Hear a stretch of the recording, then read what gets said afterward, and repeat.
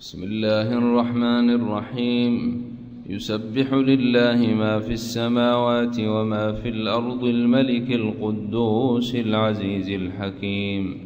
هو الذي بعث في الأميين رسولا منهم يتلو عليهم آياته ويزكيهم ويعلمهم الكتاب والحكمة وإن كانوا من قبل لفي ضلال مبين.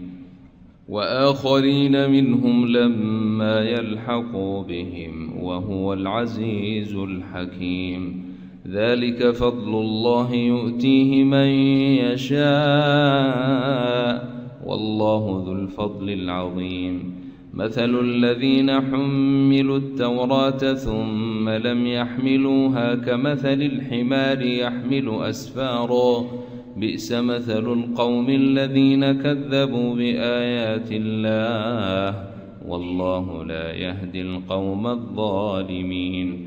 قل يا أيها الذين هادوا إن زعمتم أنكم أولياء لله من دون الناس فتمنوا الموت إن كنتم صادقين ولا يتمنونه أبدا بما قدمت أيديهم والله عليم بالظالمين. قل إن الموت الذي تفرون منه فإنه ملاقيكم ثم تردون إلى عالم